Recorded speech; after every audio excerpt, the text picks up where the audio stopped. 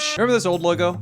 Remember this little guy? Well, I'm excited to announce that I have officially partnered with U2s, so you too can have this little guy in your room. It comes with little rays, it comes with little legs, and it comes with a frown because the things that he's forced to talk about are sometimes low-key pretty traumatizing. And don't worry, for a limited time, these will be made to order. So there's literally no way for anyone to scalp them. That means if you're a scalper and you buy 1,000 of these, we'll just make 1,000 more. Now look at you.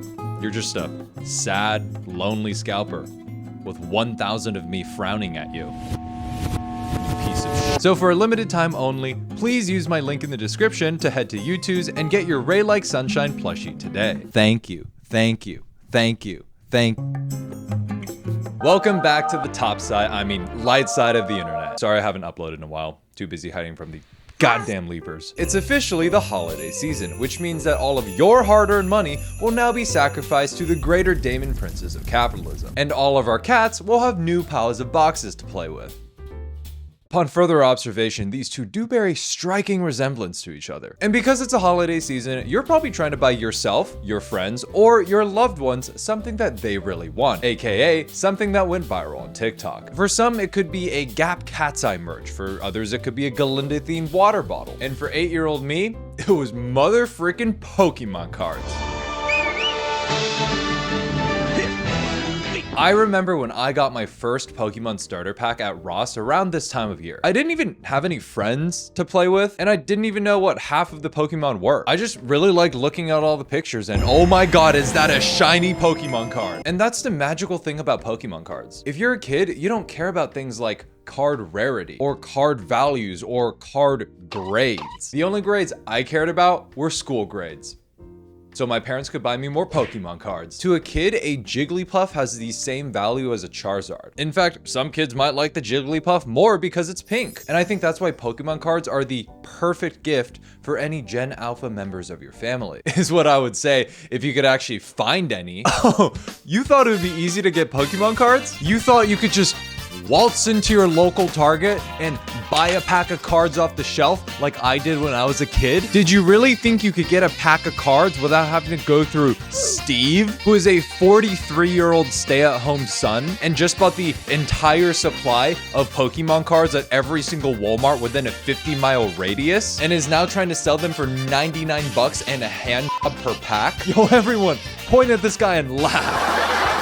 Yeah, getting Pokemon cards is basically impossible these days. But as you've probably noticed by now, it's not just Pokemon cards that are being affected by scalpers. In fact, it's not even just the aforementioned Cat's Eye hoodie or themed water bottles that are being affected by scalpers. Is there a concert that you really want to go to? Make sure to set an alarm for the pre-sale, because if not, you better really like this artist because it's the only concert you're going to be able to afford to go to this year. Did you have a partner that was really into Labubus during the Labubu craze? Make sure to not walk into a Pop Mart and get laughed out of the store because you went to the cashier and asked, "Do you have any Labubus?" Is your name Ray and you wanted to buy a new gaming PC for over a decade? Make sure to not make a stupid financial decision and decide to buy it at the literal worst time ever, as GPU and RAM prices skyrocket due to scalpers taking advantage of the fact that AI data centers have taken over the entire supply for the next year. At least my name's not Ray. Or is it? There was even a whole scandal where some guy was scalping golf tee times.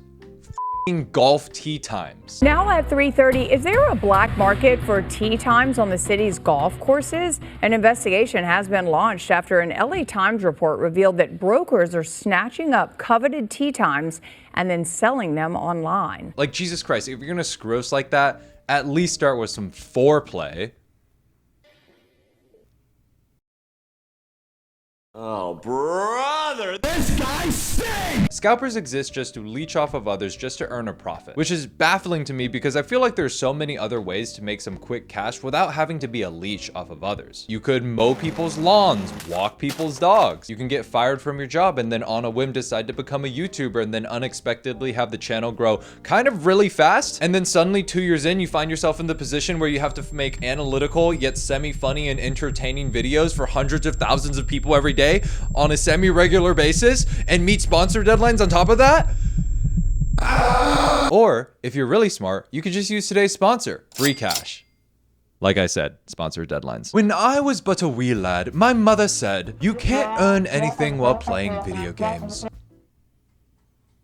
Well, that was a complete lie, because today's sponsor, Free Cash, saw pocket money, saw video games, and said, ¿Por qué no los dos? Free Cash is an app that lets you get paid for testing mobile games, completing surveys, and trying out products. Products like Monopoly Go, this one vampire game, and imagine dragging these, merge dragons. All I did was download the game and complete the challenges that they listed out for me, and then get paid out. I call it my coffee money because A, I can do it while I drink my morning coffee, and B, it literally pays for most of my coffee runs. Now I know what you're thinking. Okay, I know. Ray, money doesn't grow on trees. There is no way this is legit. Look, I can tell you how it has a 4.8 out of 5 on Trustpilot, or how I was literally able to cash it out myself. But I think what really sold me was when I searched Free Cash Reddit. 98% of what I found were saying that this site is indeed legit. And I know all of you are just searching Reddit when you're trying to ask questions like these. I know what you are. I just can't prove it. But what I can prove is that Free Cash is now my go-to way to spend my doom scrolling time. So what are you waiting for? Use my link in the description or my QR code and download Free Cash to start earning today. Thank you to Free Cash for sponsoring today, and let's get back to the video. Scalpers are basically parasites. They exist in every single ecosystem. They actively benefit off of causing others harm, and the only way to truly understand them is to observe them in their own ecosystem. And with that, I'd like to formally introduce you to a new segment that I like to call Super Sunshine Safari Time.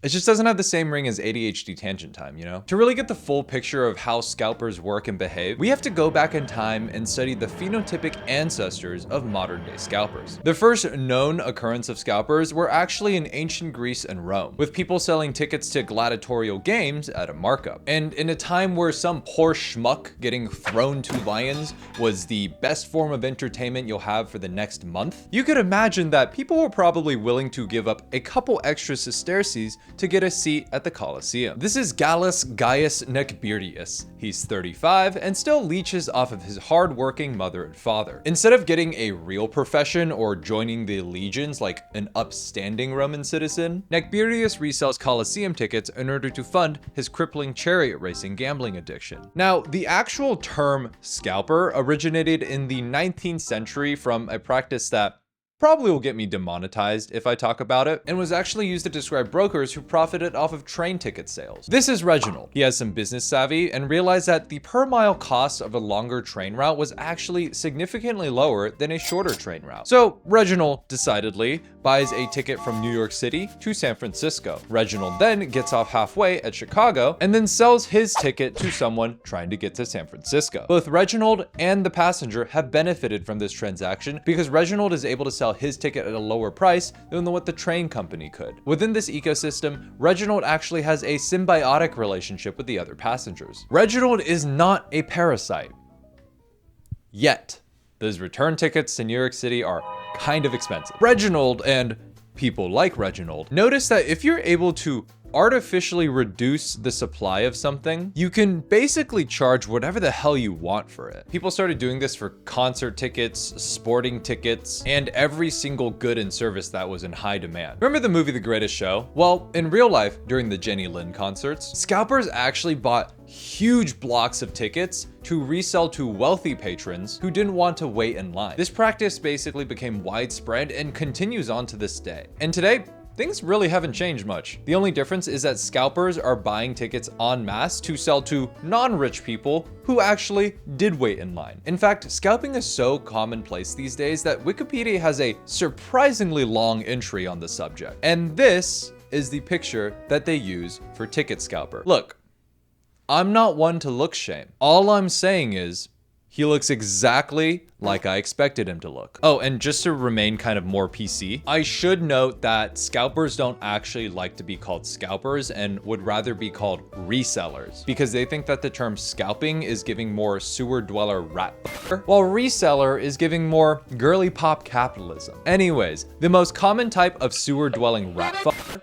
is a concert ticket scalper. These scalpers use bots to gain access to entire blocks of tickets explicitly for the purpose of reselling, with some of these people earning upwards of millions in revenue every year. During the sale of Taylor Swift's Eras Tour tickets, the high demand, i.e. armies of scalper bots logging in, caused issues on Ticketmaster's side, such as slow load times, people being stuck in queue for hours, and the entire Ticketmaster server going up in flames. You know, things that are generally not conducive to a smooth running of online ticket sales. When all was said and done, the vast majority of fans left the broken and battered Ticketmaster site empty-handed. In the end, no tickets. Some of those lucky enough to score immediately flipped theirs on the resale market for as much as $32,000 on StubHub. In response to this, Ticketmaster said that they were, and I quote, hit with 3 times the amount of bot traffic than we had ever experienced, which makes zero sense because they have a verified fan system, which is supposed to prevent this exact type of thing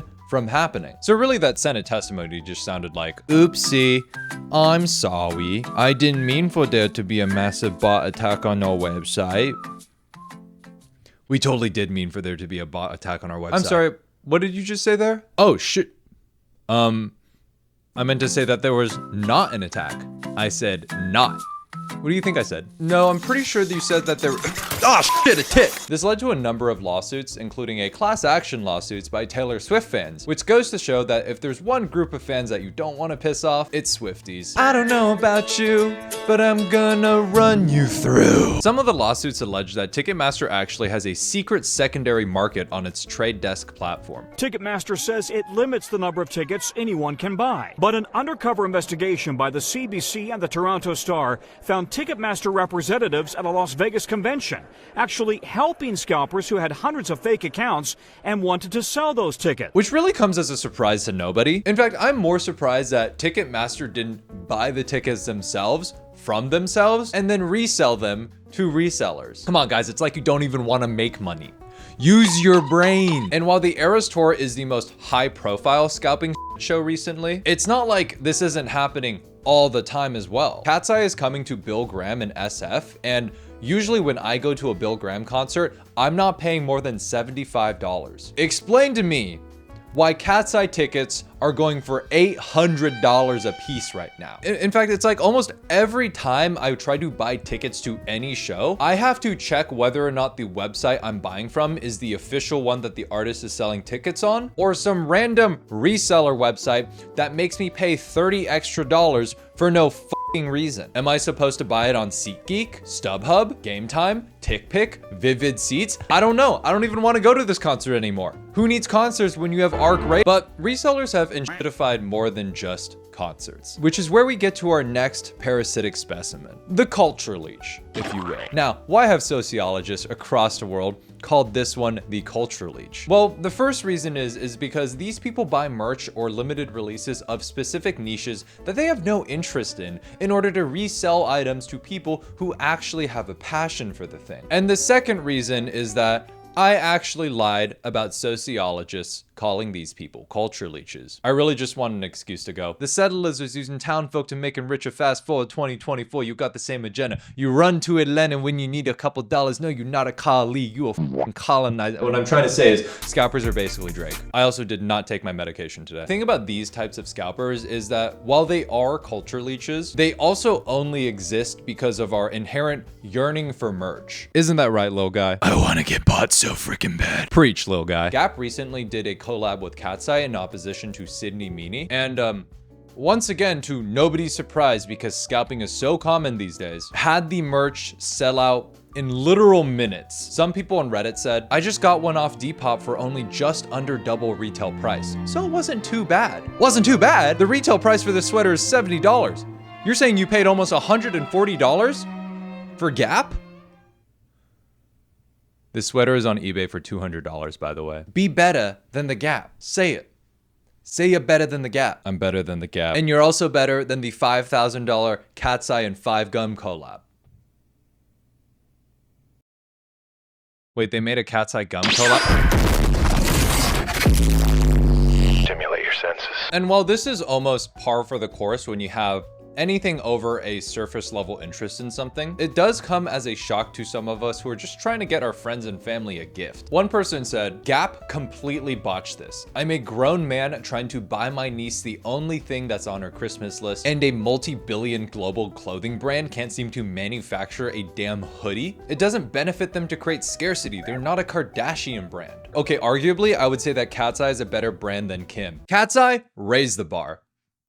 Kim couldn't even pass it. But other than that, I agree completely. Despite the reselling craziness that comes with merch, we were all deceived. Because if there's one thing that scalpers and resellers value most, one thing that scalpers and resellers have poured all their greed into, their lust and their desire to dominate all unnecessary trinkets that bring us a fleeting dopamine hit. One trinket to rule them all. It's a seasonal holiday mug. Remember those news reports about Black Friday before the rise of internet shopping? It's the new unofficial start of the holiday shopping season. Thank God that doesn't happen anymore, right? Right? You're watching people in New Jersey elbowing each other, trying to get their hands on Starbucks' newest holiday product. Want your woman to be happy, go buy her that Starbucks cup with the little bear looking thing on it. I just wanted to let everybody know that after getting up at 4:30 this morning and going to 4 different Starbucks, I got the cup! Wow. The Starbucks Bear Mug is the newest entry into the long list of viral mugs that people will post for a month and then forget about it a month later. And resellers are having a field day with it. There's video after video after video of people saying they've lined up at 4 a.m. to get this bear mug, people fighting over the mug, and overall just people glazing this mug as the mug to rule all mugs. The hype train is to the point where on eBay, you could find resellers trying to pawn this off for $100 for a bear mug that doesn't even fit in your car bear mug holder. And what's even worse is that you can find this same exact mug on Alibaba for like $3.50 a unit. It's basically the same thing. It's literally the same thing. We saw the same obsession happen with Stanley Cups. And do you remember what happened with that? Nobody even cares about Stanley Cups anymore. It's all about Onalas or Owawas or whatever the hell the new gimmicky mug is this year. And honestly, if this is a type of wasteful consumption that all of us are condoning, then maybe we deserve to have resellers ruin everything for us. Because if all we want to do is buy the newest and most viral product to replace all our old stuff that still works perfectly fine, yeah, maybe we deserve to pay a freaking premium for that. But while culture leeches are bottom feeders, they're not necessarily the scum of the earth. The actual scum of the earth are scalpers that make it their job to steal joy from kids.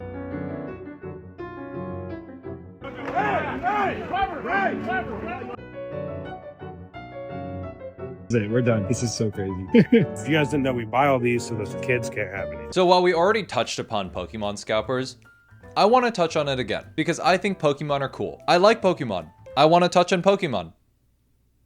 I like touching Pokemon. I remember when I finally got into actually playing the game of Pokemon. It was mostly fun, you know, got all these new rules. You had to actually build a deck, but you always had those 1 or 2 kids that you played with that didn't care about things like morals or fairness or rules. One time I played with a kid who I was kind of soundly beating, and he just placed down a Charizard. No energy points, no nothing, just plopped down a Charizard like that. And he said, I win, because I just put down my Charizard. He also stole a bunch of my shiny cards because of the lack of aforementioned morals. Okay, Billy.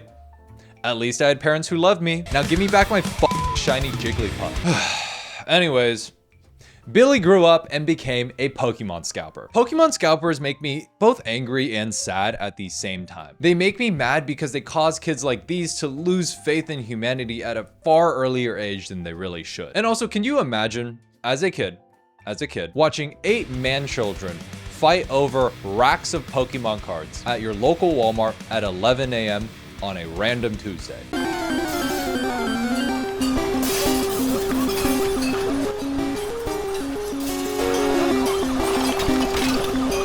I'm sorry, Timmy, we'll get to the zoo soon. I just need to pick up a couple things. Shut up, this is better than the zoo. And they make me sad because something must have gone terribly wrong in their lives for them all to embrace the Pokemon scalper mantra of f***ing kids. Boy Redbeard here, you know, the internet's biggest Pokemon scalper. Hey, I hit my local stock checkers. We went, man, we cleared them out, baby. them kids. Hey, comment scalper down below. I've said it before, and I'll say it again. He looks exactly like I expected him to look. Now you may be thinking, what's so inherently wrong with scalping? That's no different than what any store or legitimate business does. And yes, true. But also like, no, not true. And I'll explain why. Look, I'm not one to try to defend our corporate overlords, but when it comes down to it, big box stores like Target and Walmart are actually providing us a service. These companies take on the job of sourcing, distributing, and then stocking their stores so that when we want to buy a gallon of milk, we don't actually have to either go to a farmer or physically have our own cow, which is why there's a distinct difference between a legitimate Pokemon card business like this. Japanese Pokemon product is all imported from Japan, and there's no direct wholesale distribution for anybody over here in the US to get product from Japan. And rats like this, whose only service to the end consumer is to make it more difficult to get Pokemon cards and making them pay extra for the inconvenience. Which is why I think that people who try to defend Pokemon scalping are the same people who would try to run an inconvenience store. Welcome in. Hey, do you guys have ice cream? Yup, they're over there. Thank you. What the? Dude, all of these are melted in room temperature. Okay, well, if you wanted it frozen, you should have asked beforehand. Okay, can I just buy a pack of cigs then? Yeah, for sure. Tobacco seeds are on the furthest aisle across the rickety bridge. Why are you like this? Because I f***ing hate children. You know, at the end of the day, it's not like any of these people are scalping necessary things, and mostly just hobby and enthusiast type of things. At least they're not buying up stuff like baby formula and trying to resell them for double to triple the price. Say what? People are buying up baby formula and trying to sell it at double to triple the price? With record levels of baby formula running dry nationwide, tonight a crackdown on what officials are calling unconscionable costs. Wisconsin's governor issuing an emergency order prohibiting price gouging, as New York's attorney general threatened several dozen retailers with legal consequences for overcharging. Garçon, bring me my El Toro, please. Yep, people who do this exist. And they are scum of the earth, and I don't really want to talk about it any more than that. So, moving on. Now, you may, like me when I first started this video, feel nothing but resentment and disgust for people who engage in this type of unfettered capitalism. But I have another perspective to offer. When I was brainstorming this topic with my researcher, she brought up a little anecdote from her university days. For those of you who went to university, you remember those classes that you had to take for your major but would fill up almost instantly? And if you didn't wake up at 5 a.m. to sign up for the class, you would kind of be cooked? Well, her comp sci classmates actually built a bot to automatically sign them up for the classes that they needed while they were sound asleep after playing Valorant for 10 hours straight. Some would say this is resourcefulness, and yes, I would have to agree with that, but that's not the point. The point I'm trying to make here is that if you ever find something online that you either really need or really want being resold for double to triple the price, and you have the inclination to feel angry, don't, because it's more than likely that the person on the other side of that eBay listing is just that rare breed of sad, unemployed comp sci major who is just trying to fund his Marvel rival Gooner skin addiction. You should really just feel bad for them instead. Anyways, that's all I have for you guys today. Thank you so much for watching, and be sure to check out Free Cash today. I will see you in the next one. Okay, bye.